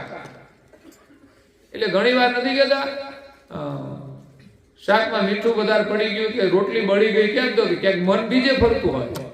આ વિક્ષેપ થયો એટલે કામ બગડ્યું આપણું. ઘણા લોકો ડ્રાઈવરો ગાડી ચલાવતા ચલાવતા નહીં ઠોકી દેતા, કેમ? આવડતી નથી, આવડે તો છે પણ ધ્યાન ક્યાંક બીજે ભટકતા હોય. અને કા થોડો નાખ્યો હોય એટલે પછી તો જાય ગાડી નીચે. એ તો ઠીક છે, એમ તો જાય જ, પણ માણસ ધ્યાન ચૂકે ને તો એક્સિડન્ટ થઈ જાય છે. એનું કારણ કે આપણે મગજમાં બહુ કચરો ભરીએ છીએ. અને ભજન સ્મરણ કર્યું હોય ને એની ગાડી કોઈ દી આડી અવડી ન જાય, એનું કામ બગડશે ને. અને કદાચ સંસારનું કામ બગડે ને તો એનું કામ તો સફળ જ થઈ જાય, કારણ કે ભગવાનનું ભજન કરતા કરતા એ બધું છૂટી જાય ને તો સફળ છે. બાકી પીતા હોય ને છૂટાછેડા થાય તો એ સફળતા ના કહેવાય. બાકી ભગવાનનું ભજન કરતા હોય ને કોઈને જવું જતા રહે તો કોઈ ચિંતા નહીં, તો એ જંજાળ છૂટી કહેવાય. એને કઈ છોડી નથી દીધા, એને ના રહેવું જોઈએ, એની ઈચ્છા તો માયા છૂટી જાય. જો તન મન કો વારી ધરો તો ગુરુ પરમપતિ આઈ. તન અને મન આપણે ગુરુ મહારાજને સેવામાં અર્પણ કરીશું, સ્મરણમાં અર્પણ કરીશું તો પરમ ગુરુને આપણા પર વિશ્વાસ આવશે. તન મનથી આપણે એની આજ્ઞા પાળવાની છે, એનું સ્મરણ કરવાનું છે. આ શરીર છે, બે હાથ જોડીને પ્રણામ કરવાના છે, માથું નમાવીને વંદન કરવાના છે, નીચે બેસીને પ્રણામ કરવાના છે. મુખ આપ્યું છે તો એના ગુણગાન ગાવાના છે, આંખો આપી છે તો મન ભરીને એના દર્શન કરવાના છે. અદ્ભુત સ્વરૂપ છે ગુરુ મહારાજનું. મહારાજા છે, જોને બેઠા છે ખુરશી ઉપર બિરાજમાન, તમને દર્શન આપી રહ્યા છે. એ વિચરણમાં છે. બીજા છે ને પરમ ગુરુ સ્થાયી સ્વરૂપે છે, ગામમાં હોય, મંદિરમાં હોય, ઘરમાં હોય, પણ આ વિચરણ કરે છે. તેમ વિદ્યમાન હતા ત્યારે વિચરણ કરીને સંદેશ આપતા હતા, દર્શન આપતા હતા. રોજ નિત્ય સ્વરૂપ આ એક સ્વરૂપ છે, પણ ખબર નહીં કેટલા ઘરે જશે, ક્યાંથી ક્યાં વિચરણ કરશે. નિરંતર યાત્રા ચાલે છે. અદ્ભુત કાર્ય છે. સેવા, પરમગુરુની સેવા, પૂજા અને દર્શન. નાનદાજી મહારાજ કહે છે પરમગુરુની પૂજા કરો ને પછી તમારામાં જે ભાવ હોય ને એનાથી તમે દર્શન કરો ને તો તમારા દુઃખો ટળી જશે. આખું ચેપ્ટર લખ્યું છે મનુષ્ય જીવનની સાર્થકતા પરમગુરુની પૂજામાં છે.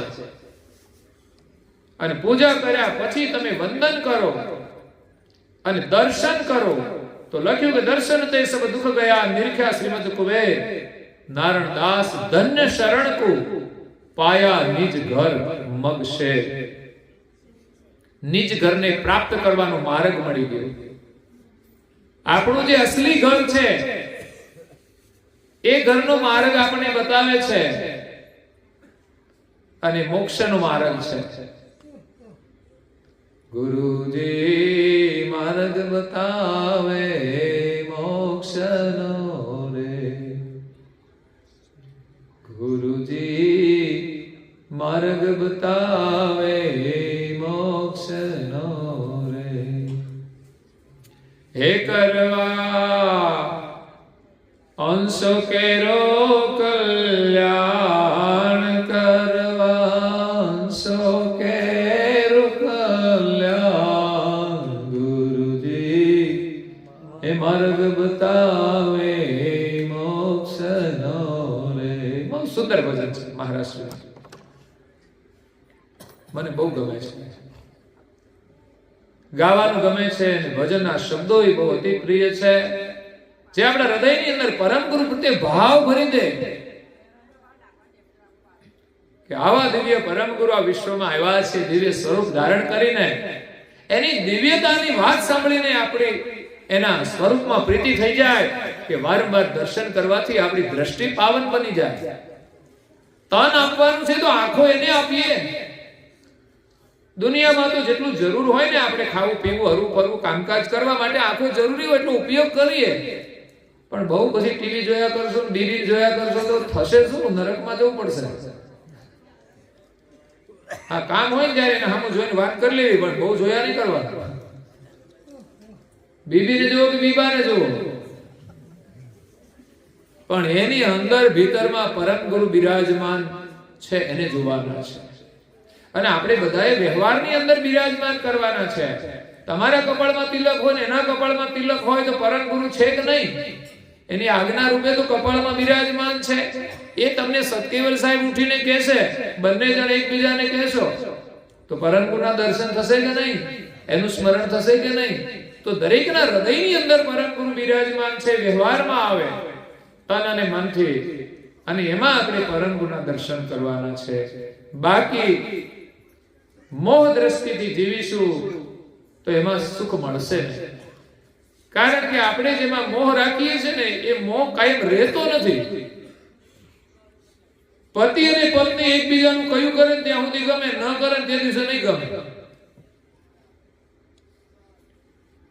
સુંદરતા હોય ત્યાં સુધી ગમે, પછી સુંદરતા જાય એટલે ના ગમે. તો આ બધું કાયમ રહેવા વાળું નથી. પણ સાચી સુંદરતા તો ભીતરમાં રહેલ ચૈતન્ય સ્વરૂપની છે, અને એનો સ્વભાવ જો સુંદર હોય ને તો જ માણસ પ્રિય લાગે, ભલે શરીર ગમે તે હોય. પણ જે અંશનો સ્વભાવ સરળ છે, સાદો છે, પ્રેમાળ છે, એ બધાને પ્રિય લાગે છે. તો આપણે આપણા સ્વભાવને સુધારવાનું છે, સ્વભાવને ઓળખવાનું છે, અને આપણું જે ભીતરનું સ્વરૂપ છે એ સુંદર સ્વરૂપને આપણે નિહાળવાનું છે. દરેક ઘાટની અંદર છે, બધાની અંદર સરખું જ છે. આ તો શરીરને લઈને ભેદ, સંપત્તિને લઈને ભેદ, બુદ્ધિને લઈને ભેદ, પણ અંદર રહેલા ચૈતન્ય સ્વરૂપને જોઈએ ને તો કોઈ ભેદ છે. કારણ કે પંચભૂતનું પૂતળું તો જમીનમાં ભળી જશે એટલે પૂરું થઈ જવાનું. વધ્યું કોણ? તો પ્રાણ પ્રાણમાં ભળી ગયો, પછી એક ચૈતન્ય અંશ વધ્યો. પણ એ આવરણ અને અજ્ઞાનતાના કારણે એ બીજા ઘાટોમાં ફર્યા કરે છે. જો આ જીવની સ્થિતિ કેવી થઈ ગઈ છે, આ શરીર છૂટી ગયું, પણ જે વાસના ભેગી કરી છે ને એ એનું સ્વરૂપ થઈ ગયું છે, માટે એવા એવા શરીરે ધારણ કરે છે. પણ એ બધી જ વાસના છૂટી જાય, પોતાના નિર્મળ સ્વરૂપને ઓળખી લે ને તો પછી આ શરીર એને ધારણ નથી કરવા પડતા. પછી તો મનુષ્યનું શરીર ધારણ કરે ને તો એનું જીવન કોઈ દિવ્ય હોય છે, અલૌકિક હોય છે. તો પરમ ગુરુમાં આપણો વિશ્વાસ તો હોય, પણ પરમ ગુરુને આપણામાં વિશ્વાસ આવે એવું કામ આપણે કરવાનું છે. સામેની વ્યક્તિને વિશ્વાસ આપણામાં રાખવો હોય તો આપણે એમના પ્રત્યે સમર્પણ કરવું પડે. બાકી એમને તો આપણે કદાચ એમના પ્રત્યે પ્રેમ હોય પણ એમનો પ્રેમ આપણા પ્રત્યે જોડવા માટે આપણે એ પ્રકારે એમની સાથે પ્રેમ કરવો પડે છે. તો પરમ ગુરુના શરણમાં આપણું તન મન અર્પણ કરીએ તો પરમ ગુરુને વિશ્વાસ આવશે. પરમ ગુરુને વિશ્વાસ આવશે જદપી રીજ પરે તો પરમ પર. વિચાર કરો કે 14 લોક નું સુખ છે ને, કદાચ આ દુનિયાની સંપત્તિ બધી આપણને મળી જાય તો આપણે કઈ મોટા થઈ જવાના? સિકંદર જેવાય માટીમાં મળી ગયા, અને એવા તો અનેક રાજા મહારાજાઓ થયા છે. અને આ દુનિયામાં જેની પાસે શરીર ઉપર કપડું ન હોય એવા ત્યાગી સંન્યાસીઓ થયા છે. આપણે એના વચ્ચે રહીને જીવવાનું છે. નથી આપણે રાજા થવું કે નથી આપણે સંન્યાસી થવું. મધ્યમાં રહીને જે પરિસ્થિતિ હોય એમાં ખુશ રહીને ભગવાનનું ભજન કરવાનું છે. જેના પ્રારબ્ધમાં જેટલું મળ્યું છે એમાં આનંદથી રહેવાનું છે. દુનિયાની સમૃદ્ધિ ઓછી વધતી જોઈને આપણે એના પ્રલોભનમાં કે પ્રભાવમાં ન આવતા જે આપણી સ્થિતિ છે ને એનું ગૌરવ રાખીને અને ભગવાનનું ભજન કરો ને એ જ સાચી સંપત્તિ છે. તો એ તો બધા જ કરી શકે છે. અહીં આવેલા બધા સત્સંગનો લાભ લઈ રહ્યા છે એ બધા જ ભજન કરી શકે છે, બધા તિલક કરી શકે છે. તો એ સાચી સમૃદ્ધિ છે. તિલક તમને ઉર્ધ્વ ગતિએ લઈ જશે અને બીજો મનુષ્ય જન્મ આપશે, ગુરુ મહારાજનું શરણ આપશે. આનાથી વિશેષ ગૌરવ આપણા માટે શું હોઈ શકે? જદપી રીજ પરે તો પરમ પર. રીજ એટલે એમની કરુણા છે. પરમ ગુરુની સેવા તમે શ્રદ્ધાથી કરો, પ્રેમથી કરો, વિશ્વાસથી કરો, નિસ્વાર્થ ભાવે કર્યા જ કરો ને. અને એ જ રીતે ઘરમાં કે આપણો નોકર પણ જો એવી રીતે કામ કરતો હોય તો એનો શેઠે પ્રસન્ન થઈ જાય કે આ માણસને કોઈ મહત્વાકાંક્ષા નથી ને કેટલો પ્રેમથી સેવા કરે છે. નહીં તો ઘણી ડિમાન્ડ કરતા હોય, તમે અમને મસાલા આપો તો અમે આવીશું, અમને આમ કરો તો અમે આવીશું. આવું કામ ચાલતું હોય છે. પણ ઘણા સેવકો એવા હોય ને શેઠને સમર્પિત હોય, કશું બોલે નહીં, જે કહે ને બધું કામ કરે, અને શેઠ ખખડાવે ને તોય સાંભળી લે, તોય સામું ના બોલે. તો એને શેઠને સહાનુભૂતિ થાય કે આ નોકર બહુ સારો છે, અને ખુશ થઈ જાય તો વળી કંઈક મદદ પણ કરી દે. એમ કરુણાસાગર તો મહારાજા છે. સંસારના લોકોમાં તો કે સંકુચિત ભાવના હોય કે નોકરને બધું ના આપી દેવાય, કામ તો એ કરે છે, તારાથી તો થાય એમ નથી. એની સંપત્તિમાંથી કંઈક અમુક હિસ્સો આપી દે ને તો કઈ વાંધોય ના આવે. એવા ઘણા ઉદાર શેઠ પણ હોય છે. પણ કરુણાસાગર તો કરુણાના સાગર છે. એના શરણની સેવા નિષ્ફળ નહીં જાય. આટલો વિશ્વાસ આપણને થઈ જાય તો સેવા થશે, સ્મરણ થશે, અને એની રીજ આપણને મળશે ને તો આપણે મહેનત ન કરવી પડે એવું સુખ મળી જશે. નહીં તો મહેનત કરીએ ત્યારે સુખ મળે છે, પણ જ્યારે એની રીજ થાય ત્યારે આપણને સહજ સુખ મળી જાય છે. તો રીજ છે એની પ્રસન્નતા છે. ઘણી વાર છે ને એકબીજા બોલતા ના હોય ને તો પછી એને મનાવવા પડે, રીઝવવા પડે, એને ખુશ કરવા પડે. તો એમ અહીંયા ગુરુ મહારાજને આપણે પ્રસન્ન કરવાના છે. આપણે એને ભૂલ્યા છીએ, એ તો કોઈને નથી ભૂલ્યા. મતલબ કે આપણા અનુચિત વ્યવહારથી, આપણા ખોટા વ્યવહારથી, જૂઠા કર્મથી ગુરુ મહારાજ નારાજ તો છે જ. હો, તમારો છોકરો ઘરમાં શરાબ પીને આવે, તમે ખુશ થઈ જાઓ, હા મારો દીકરો તો બહુ સારું કામ કરીને આવ્યો છે, પણ એના પ્રત્યે તમે નારાજ થઈ જાઓ. ગુરુ મહારાજની એવી નારાજગી આપણા પ્રત્યે હોઈ શકે. પણ જ્યારે આપણે સારું કામ કરીએ, તિલક કરીએ, એની પ્રાર્થના કરીએ, એની પૂજા કરીએ, એનું સ્મરણ કરીએ અને ઘરમાં બધાની સાથે પ્રેમથી રહીએ અને ભગવાને આપણને શક્તિ આપી હોય તો આપણે કોઈની મદદ કરીએ તો પ્રભુ કેટલા ખુશ થાય. હા, એની ખુશીનો કોઈ પાર નહીં. પછી તો આપણું ધ્યાન એ જ રાખે ને. આપણે શું રાખવાનું? આખી દુનિયાનું જે ધ્યાન રાખવા વાળો હોય અને એ જો આપણું ધ્યાન રાખવા મળે ને તો પછી આપણે કોઈ ચિંતા જ ના રહે.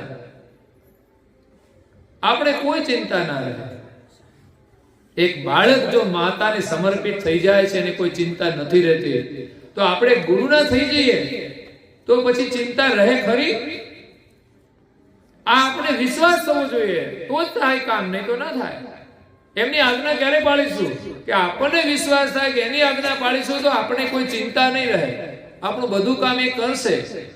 પછી સેજ દુઃખ આવે તો પાછો ટોપલો એના પર ના ઓઢાડી દેવાય કે ભાઈ હું તો તમારું કરું છું પણ છતાંય મારા જીવનમાં તો દુઃખ આવે છે. પણ દુઃખ આવ્યું છે ને એ તારી કસોટી કરવા માટે આવ્યું છે કે તું શું વિચારે છે. અમુક કસોટી પછી તમને પૂર્ણ સુખ આપે છે.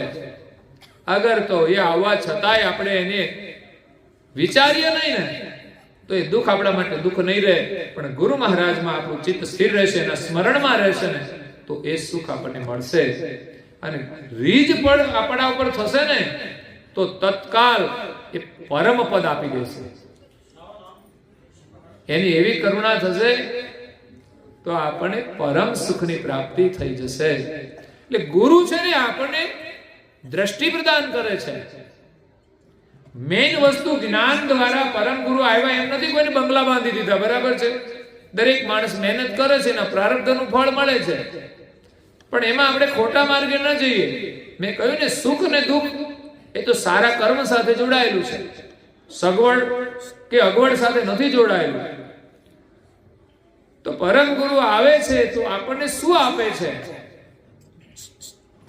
એ આપણને દ્રષ્ટિ પ્રદાન કરે છે ગુરુ મહારાજ.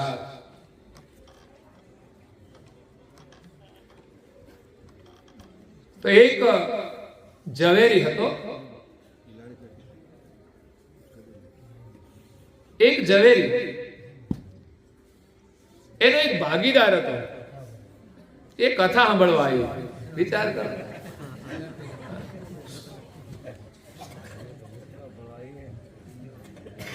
એટલે હું ઘણી વાર કહું ભાઈ માણસ તમે કોઈ ના આવો ને તો કૂતરાને મોકલજો તમારા વતી, તમારા ઘરેથી, અને એની જગ્યાએ તમે રહેજો. બીજું હું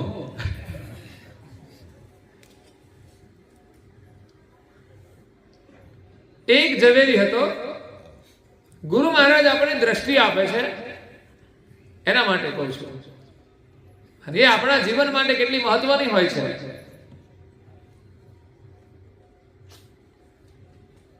એને એક ભાગીદાર હતો, એનો મિત્ર.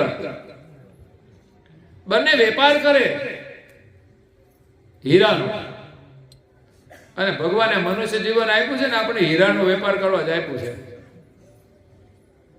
જો સમજીએ તો આપણે બધા ઝવેરી છીએ, કાગડા કૂતરા બિલાડા નથી.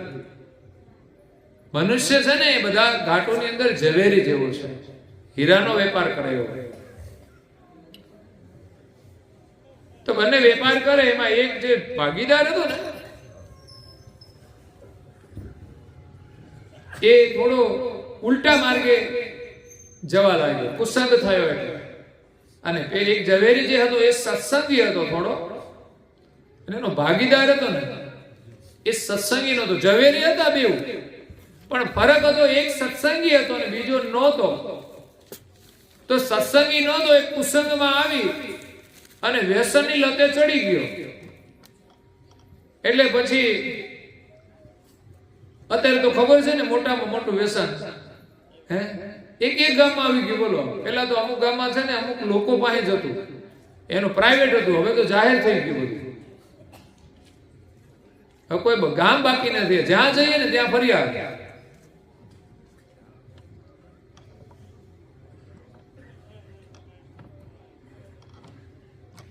તો અહીંયા ઝવેરી હતો, એ સત્સંગી હતો, સમજદાર હતો. એનો ભાગીદાર હતો ને એ થોડો કુસંગી હતો. એટલે ઘણો બધો ધંધો તો સારો ચાલતો હતો, પણ ભાઈ ગમે એટલો ધંધો સારો ચાલે પણ ખોટા માર્ગે માણસ જાય ને એનું પતન થઈ જાય, એના ઘરમાં કશું ના થાય. એટલે બંને જણાનું ભાગમાં સરખું જ આવે, પણ પેલો બધું છે ને એ ખોટા માર્ગે વાપરી નાખે. માણસ વધારે કમાય એ મહત્વનું નથી, પણ માણસ ખોટા માર્ગે છે ને ન વાપરે ને એ મહત્વનું છે.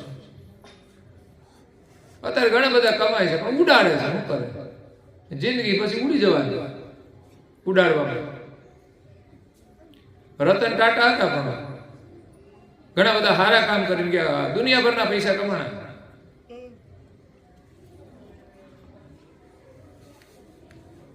એટલે ભગવાનનું જે ભજન કરે છે ને રતન ટાટા થી વધારે કમાણી કરે છે મારી દૃષ્ટિએ. એ સાચા હીરાનો વેપાર કરે છે.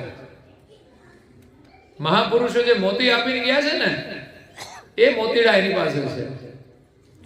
તો અહીંયા ઉલટા માર્ગે ગયો ને પછી તો બહુ પીવા માંડ્યો ને તો પછી એનું પતન થઈ ગયું, એટલે મરી ગયું. મરવાનું તો બધાને છે, પણ કેવી રીતે મરે છે ને એ જોવાનું છે. પછી પાછળ કોઈ રડે નહીં એવી રીતે મરે, શું કરવાનું? आएगा सो जाएगा राजा रंग फकीर, एक सिंहासन चल बसे एक बंधे जंजीर. કોઈ જેલમાં મરે છે ને કોઈ સિંહાસન ઉપર બેસીને જાય છે ને ફકીર પણ એક દિવસ જીવનમાંથી જાય છે, પણ બધાના ઇતિહાસ જુદા જુદા હોય છે. ફકીર જાય છે તો દુનિયાને કંઈક સારો સંદેશ આપીને જાય છે, અને જેલમાં જાય છે એના જીવનમાંથી શું સંદેશ નથી. અને રાજા મહારાજાઓ ગયા, બધું હતું તોય જવું પડ્યું.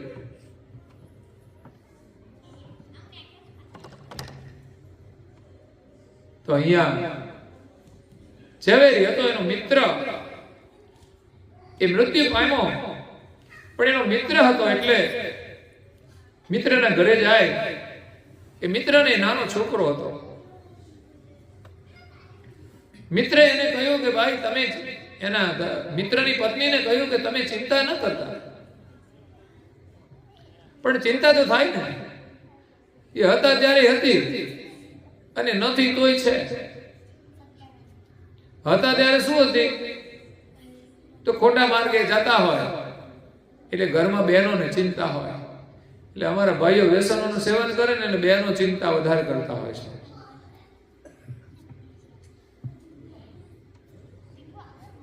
તો અહીંયા એમણે કહ્યું તમે ચિંતા ના કરતા, હું તમને મદદ કરીશ. ઘરમાં કંઈ હતું નહીં, કારણ કે આ ભાઈએ બધું પૂરું જ કરી દીધેલું. હું તમને મદદ કરીશ. પછી બેન કે આ તમારા ભાઈએ છે ને એક ખોખું આપ્યું છે, આની અંદર કંઈક છે ખરું? એ કે સંકટ સમયે ખોલજો. તેને કહેવાય આજ મોટી મુશ્કેલી છે. તો એને ખોલ્યું તો અંદરથી 3 હીરા નીકળ્યા. તો ઝવેરીએ જોયા એટલે એને કીધું કે બેન આ મૂકી દો અત્યારે, પછી હજુ વધારે મુશ્કેલી આવે ને ત્યારે તમે એને વેચજો. અત્યારે છે ને હું તમને મદદ કરીશ. અને તમારો છોકરો કેટલા ભણે છે? તો 10માં ભણે છે. કઈ વાંધો નહીં, 12મી ભણાવી દો અને પછી એને પેઢીએ મોકલજો, એટલે હું એને બધું શીખવાડીશ. તમે ચિંતા નહીં કરતા. તો પેલા બેન કહે છે કે ભાઈ તમે તો બહુ સારા માણસ છો, આ સમયની અંદર તો આટલી કોઈ મદદ ના કરે. નહીં તો કે ભાગીદાર મૃત્યુ પામ્યો કે હવે છૂટા. પણ તમે બહુ સારા માણસ છો. અને છોકરાને ભણાવ્યો, પેઢીએ જાય છે. 2-3 વર્ષ ગયા પછી એમણે કહ્યું ઝવેરીએ કે મારી તો ઉંમર થઈ ગઈ છે, હવે મારા છોકરા મોટા થઈ ગયા છે, હવે તમે આગળ વધો. અને ઓલા 3 હીરા હતા ને તારે ઘરે, એ ક્યાં છે? તો કે લાવ્યા એમ હીરા. અને પછી હીરા એના છોકરાને આપ્યા, જે એનો પિતા મરી ગયો હતો. અને એ છોકરાને 2-3 વર્ષમાં એને હીરાની પરખ કરાવે એવો તૈયાર કરી દીધો કે ભાઈ હીરા કોને કહેવાય એની ખબર એમના છોકરાને પડવા માંડી. ત્યાર પછી ખોખામાં હતા ને એમાંથી એક હીરો એને જોયો એટલે છોકરાએ એ હીરાને પછી જે જોયો ને પછી ફેંકી દીધો. પછી બીજો હીરો કાઢ્યો ખોખામાંથી, એ પછી આમ ગ્લાસ થી જોયો એ ફેંકી દીધો. પછી ત્રીજો કાઢ્યો તો ત્રીજો હીરો કાઢીને એને પણ એને ફેંકી દીધો. કેમ?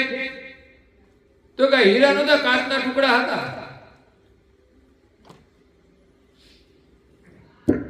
એટલે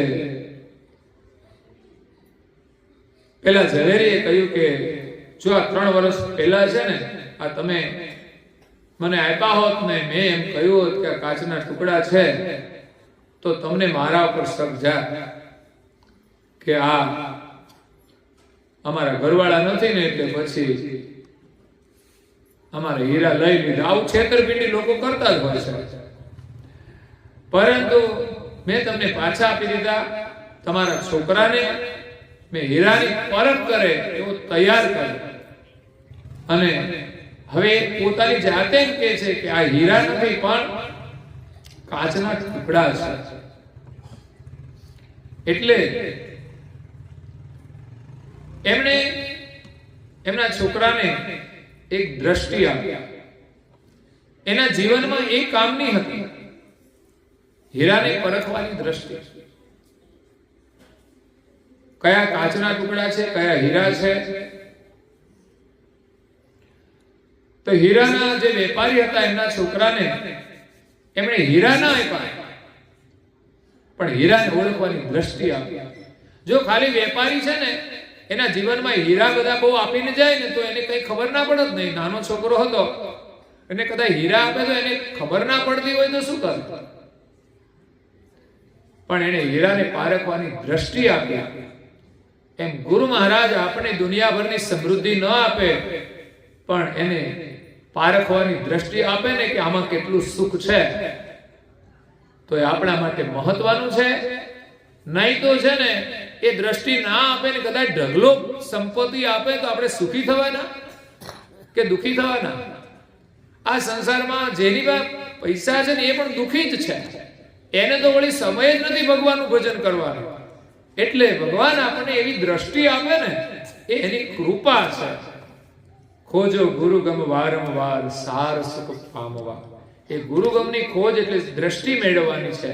સત્સંગ સાંભળતા આપણને જે દ્રષ્ટિ મળે છે એનાથી આપણે એની ભક્તિ કરવાની છે, એમનું ભજન કરવાનું છે અને માયાનો મોહ છોડીને આપણા સત્ય સ્વરૂપને ઓળખી કે આપણે તો પરમેશ્વરના સનાતન અંશ છીએ, નિર્મળ છીએ, અજર અમર છીએ.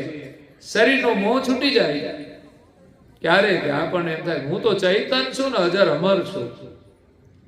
તો પછી કોઈ દુઃખ રહેશે નહીં. સાચું સુખ તો ચૈતન સ્વરૂપમાં જ છે અને એનું આપણે ચિંતન કરવાનું છે ને એનો લક્ષ્ય લઈ પરમ ગુરુ આવ્યા છે. એના શરણમાં રહી એની સેવા પૂજા નિર્મળ ભાવે કરીશું.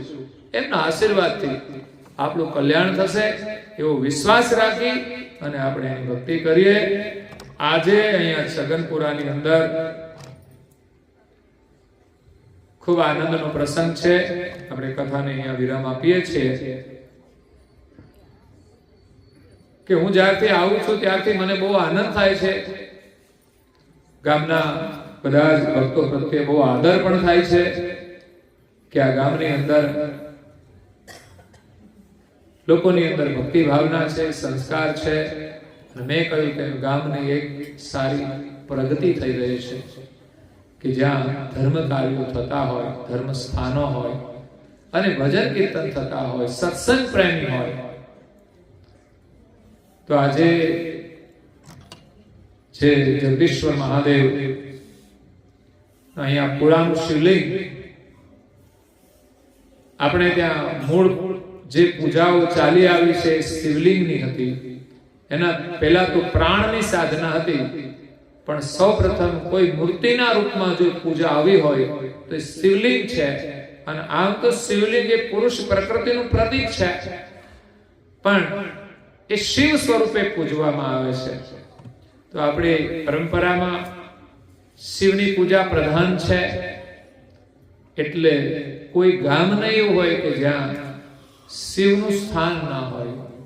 એટલે આપણા ઋષિમુનિઓને આપણી પરંપરામાં જે તે સમયની અંદર ગામોની અંદર શિવલિંગની સ્થાપના અને પૂજાઓ થઈ છે. અને ખાસ અમારી દીકરીઓને જે વ્રતો આવે છે, બધા શિવજીના વ્રતો આવે, શ્રાવણ મહિનાની અંદર પૂજા કરવાના વ્રતો આવે, તે પરંપરા અનુસાર ગામના લોકો જાગૃત થઈને કે ભાઈ આપણા ગામની દીકરીઓ પૂજા કરે છે તો એ પૂજાનું સ્થાન પણ સારું હોય એમ એ સ્થાનનું જીર્ણોદ્ધાર કર્યું, નિર્માણ કર્યું. સ્થાપના તો કેટલા સમયની હોય ખબર નહીં, પણ એના ઉપર મંદિર નિર્માણ કરીને જે સરસ સ્થાન બનાવ્યું છે એ નિમિત્તે આજે આવતીકાલે યજ્ઞનું આયોજન કરવામાં આવ્યું છે નવચંડી. પછી અહીંયા પણ બાપુજી મહારાજે આપણા કુળના એક વીર પુરુષ થઈ ગયા, જે સમાજનું એક ગૌરવ હતું, ગાયોનું એક ગૌરવ, એમની પણ તિથિ છે. એના પ્રસંગ નિમિત્તે પણ આપણે કથા સત્સંગ કરવાનું છે. અને જગદંબા જે આદ્ય શક્તિ કહેવાય, અને આપણે ત્યાં શક્તિ પર્વ નિમિત્તે નવરાત્રિની ઉજવણી થતી હોય છે, એમ શક્તિનું સ્થાન પણ દરેકના ઘરમાં હોય છે, પૂજા હોય છે. અને આપણે જ્યાં પુરુષ અને પ્રકૃતિ તો બંને સાથે છે સૃષ્ટિ ધર્મમાં, તો એ પ્રમાણે પણ પુરુષ એ દેવરૂપ છે અને માતાઓ છે શક્તિ સ્વરૂપા છે. એટલે આપણે તમામ દેવીઓનો આદર કરીએ, એને વંદન કરીએ, અને આપણે જે ધાર્મિક તહેવારો છે એની ઉજવણી કરી અને આપણી સંસ્કૃતિને જીવંત રાખીએ અને જીવનમાં ગુરુ કરીને આપણું આપણે કલ્યાણ કરીએ. એટલે અહીંયા શિવ પૂજાય છે. એક વીર તરીકેના યોદ્ધાનું ગૌરવ છે કુળનું, અને એક આદ્ય શક્તિનું પણ ગૌરવ છે, અને કરુણાસાગર મહારાજની કૃપાથી ગુરુનું પણ ગૌરવ છે. એટલે અહીંયા દેવોની જે ઉપાસના હતી, જે અપૂર્ણ હતી, એ પણ ગુરુ કૃપાથી અહીંયા પૂર્ણ થાય છે. એટલે અહીંયા નવચંડી યજ્ઞની સાથે સાથે આગલા દિવસે સત્સંગનું આયોજન અમારા રતનસિંહ એમણે સંપર્ક કર્યો કે આયોજન અમારું છે ને આવવાનું છે, કઈ વાંધો નહીં. એનું જીવન પણ રત્ન જેવું જ છે, નામ આપ્યું છે એવું જ છે. અને મેં કહ્યું એમ બધા સાથે છે. દેશસિંહ, પછી અમારા શિક્ષક આવ્યા છે, એનું નામ પણ આમાં લખેલું છે, કિરીટભાઈ. એ પણ સાહેબે બહુ યોગદાન કર્યું છે સંસ્કૃતિ માટે, શિક્ષણ માટે. ગૌરવની વાત છે, ખરેખર ધન્યવાદ આપવા પડે. અને વર્તમાન સમયની અંદર પણ આજના યુવાનોને પણ આપણે એ દિશામાં જવાનું છે કે આપણા વડીલોએ જેમ કામ કર્યા છે એમાંથી ભગવાન આપણને કોઈને બે પાંચને શક્તિ આપે. જે અમારા યુવાનોના મંડળમાં અમારા જોગિંદરભાઈ પણ બધી જગ્યાએ યુવાઓની સેવાઓમાં કાર્યમાં આવતા જતા હોય, અને સાથે બધાને લઈને આગળ લઈને કાર્ય કરવું. ક્યાંક જવાનું હોય, છોકરાને અમારે શિબિર હોય તો ગમે તે મહેનત કરીને કામકાજ હોય તો જાતે આવીને મૂકી જાય, લેવા આવવાનું એ ચિંતા છે ને, તો એક સમાજ સેવાનું કાર્ય છે. અને ભગવાન કોઈને કોઈને એવી પ્રેરણા કરતા હોય છે, શક્તિ આપતા હોય છે, તો કરવું જોઈએ. તો તમને બધાને ખૂબ ધન્યવાદ છે. ભગવાન તમને ખૂબ શક્તિ આપે, તમારા ગામનો ખૂબ સારો વિકાસ થાય, આર્થિક ક્ષેત્રે પણ ખૂબ વિકાસ થાય, અને ગામના લોકો બહુ સૂઝબૂઝથી રાજનેતાઓની સાથે સારા સંબંધો રાખી અને ગામના વિકાસ માટે પ્રયાસ કરી રહ્યા છે. અને આપણે બધા જ ભગવાનમાં વિશ્વાસ રાખી અને મહેનત કરીને આપણે આપણો પણ વિકાસ કરીએ, આગળ વધીએ. અને ખાસ વિકાસમાં બાધારૂપ જે ખોટો ખર્ચ છે ને એના ઉપર તમે રોક લગાવી દો ને તો ખરેખર જીવનનો સાચો વિકાસ થઈ જશે, આર્થિક વિકાસ પણ થશે. તો આટલું કહી અને અહીંયા મારી વાણીને વિરામ આપું છું. અસ્તુ સત્ય વલ્સાય. आद्य सकृत स्वराज करुणेश केवल करता की महाराज की जय समत करुणा सागर महाराज की जय नरवेद सागर महाराज की श्री महंत तपस्वी रघुराम महाराज की जय देवदास जी महाराज की श्री भगवान दास जी महाराज की श्री प्रयागदास जी महाराज की श्री शीतलदास जी महाराज की श्री अविचलदास जी महाराज की श्री धर्म प्रियदास जी महाराज की श्री सब संतन की श्री सब देवन की ज्ञान संप्रदाय की श्री गुरु गादी सारसापुरी की जय केवल धाम की जय कथा सत्संग पूर्णावर्ती का सत केवल साहेब।